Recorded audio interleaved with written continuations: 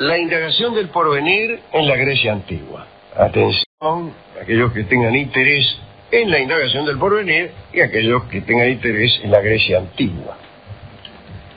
En todos los pueblos y épocas se ha deseado influir, o al menos conocer, el futuro, y se han empleado muchos medios para ello.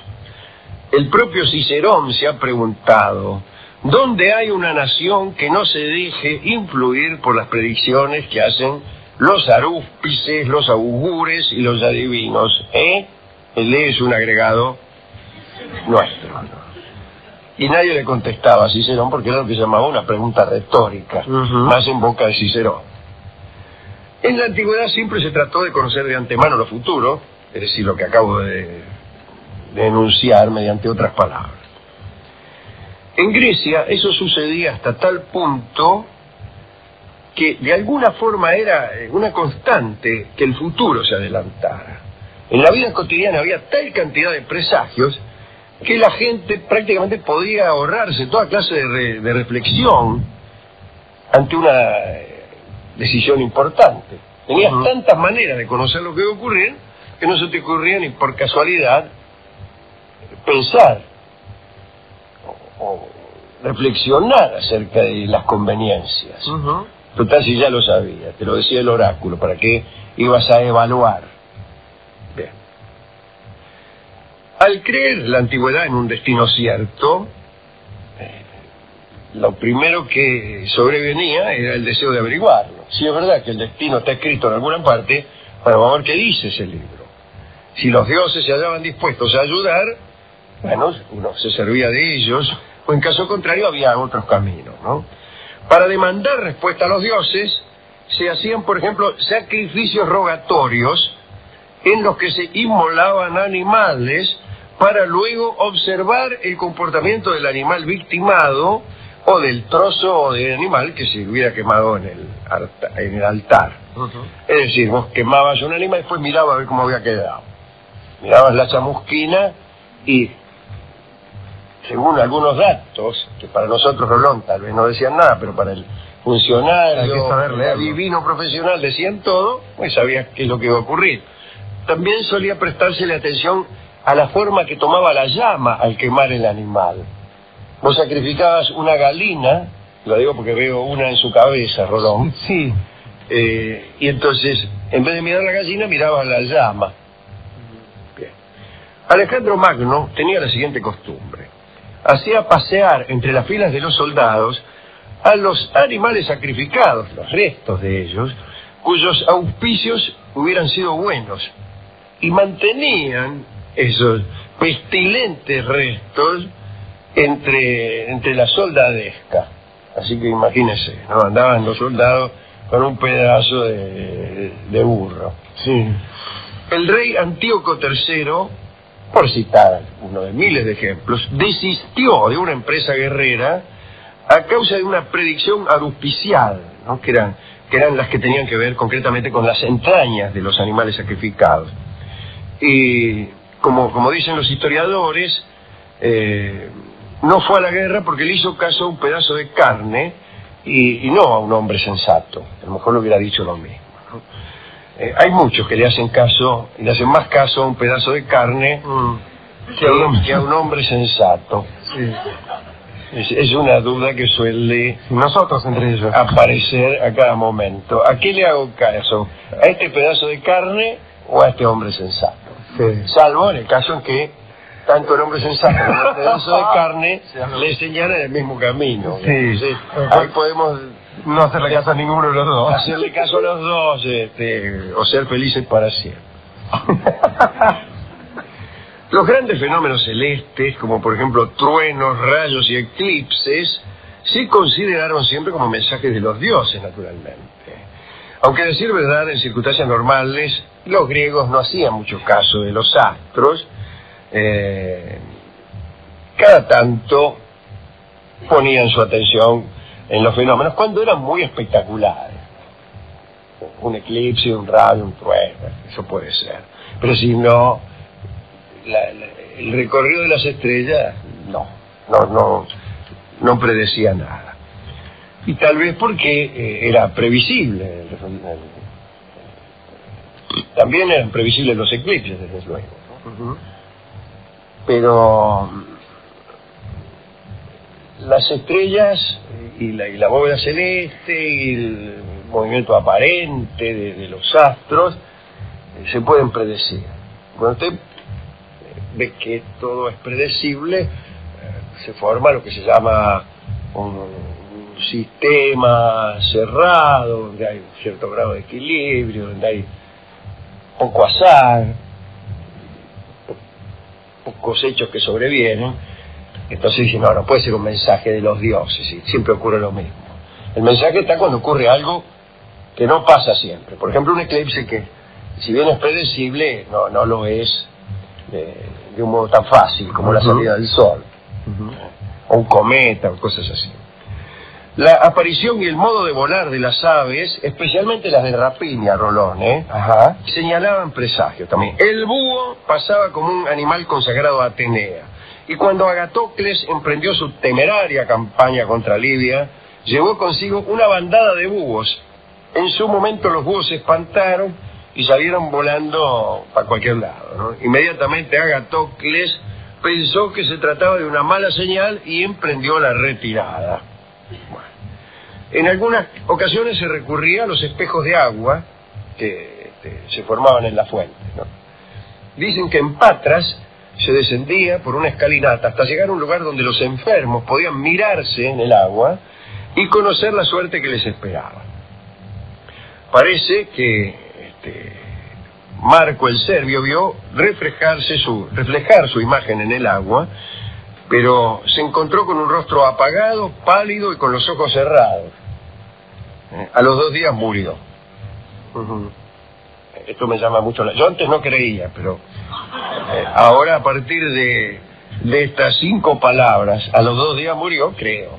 Si él miró, se vio un poco desmejorado y después se murió a los 2 días, es porque el oráculo de Patras era eficaz. El mero estornudo era algo ominoso desde hace muchos siglos. Entre los griegos era signo de futuras y terribles tormentas. Parece que una vez en el siglo IV, Timoteo quiso partir con toda una flota rumbo a Atenas. Y en un momento uno de los marineros estornudó. Y la flota quedó paralizada. El piloto no quería salir a la mar y la tripulación se negó a embarcar. Y no hubo forma de convencer a los marinos de que navegaran hasta que pasó la primera tempestad. Entonces recién salieron. Bueno, está muy bien. Si sabían que el estornudo presagiaba una tempestad, bueno, mejor era esperar a que esta tempestad pasara, aun cuando tardara un año entero en hacerlo. Pero en un año para él estornudaba de nuevo, vio cómo es eso. No lo vamos más. Tiene mucha razón. Otra manera de adivinar el futuro entre los griegos era con los dados.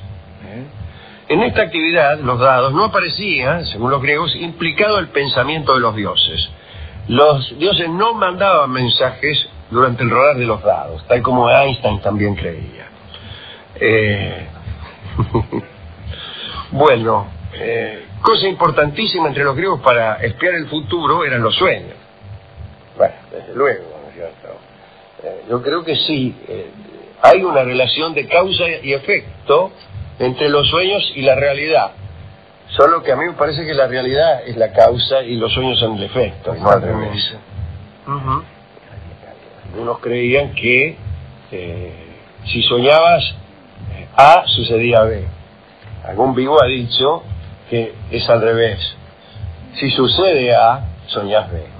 Se pueden predecir los sueños examinando la realidad y no la realidad examinando los sueños, como hacían en Grecia, ¿no? Se aplicaba el principio de que aún en el caso de que los dioses mandaran sueños reveladores, no suponía eso más que su conocimiento de lo que había de ocurrir, no su determinación. A ver cómo es esto. Claro, los dioses te podían mandar mensajes, pero estaba la corriente general de la fatalidad para los griegos. no es que en las grietas estaba Dios que acechaba.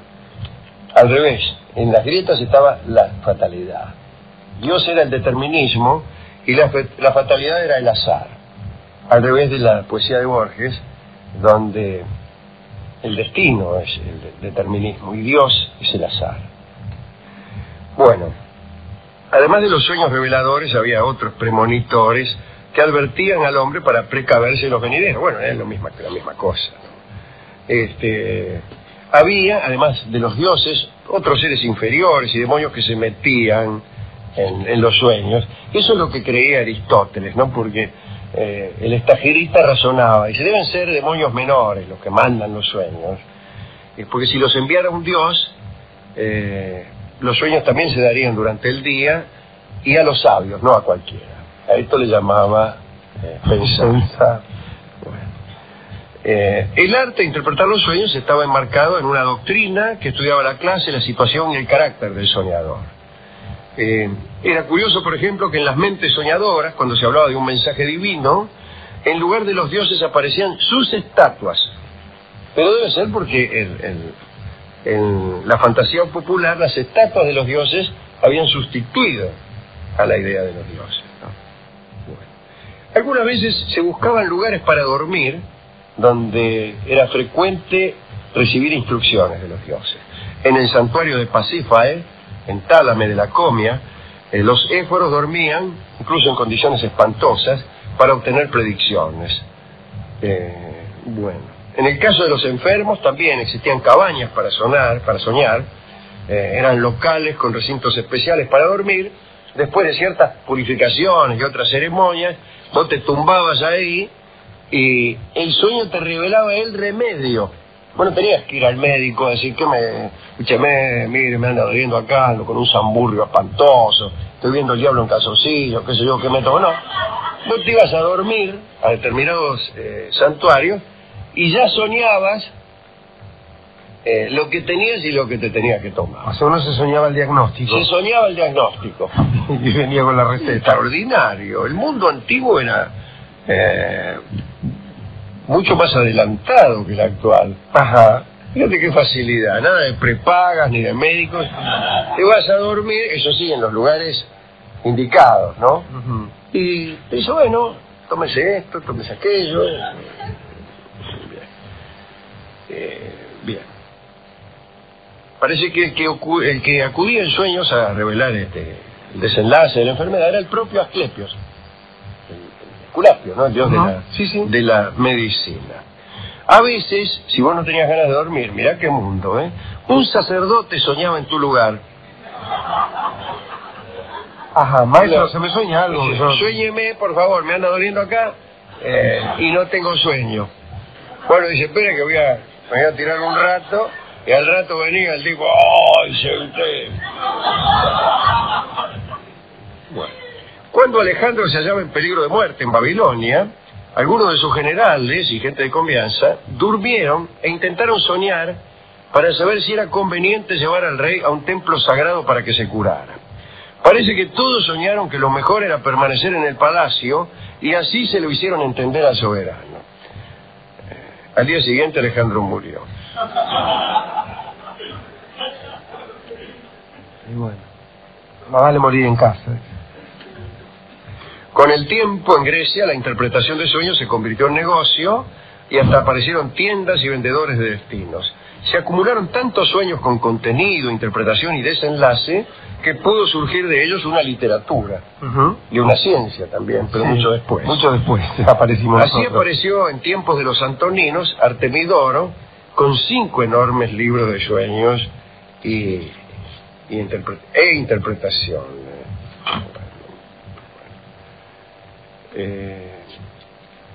En la época histórica ya el adivino se presentaba como verdadero caudillo de los pueblos. Hasta el rey se subordinaba a sus prédicas, ¿no? Alejandro, Temístocles o el rey Ofeltas dejaban a sus adivinos la invención de estratagemas para la batalla.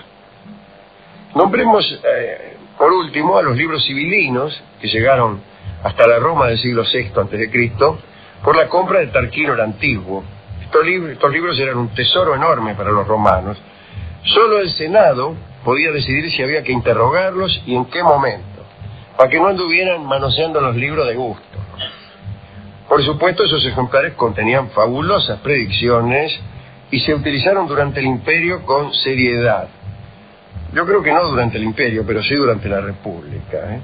Cuando Augusto se hizo cargo del pontificado máximo, decidió poner término a ese fervor. Entonces dije bien, porque Augusto fue el primer emperador. Hizo reunir todos los libros proféticos griegos y latinos y fueron quemados todos. Algunos dicen que los libros sibilinos se salvaron y que todavía están en 2 arcas doradas debajo del templo de Apolo Palatino. Bueno, eso es todo lo que yo tengo que decir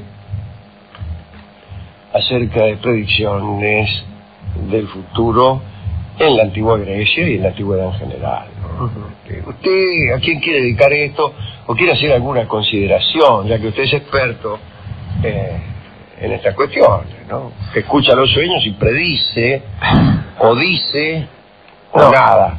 Interpreto, ayuda a interpretar. Interpreta, claro.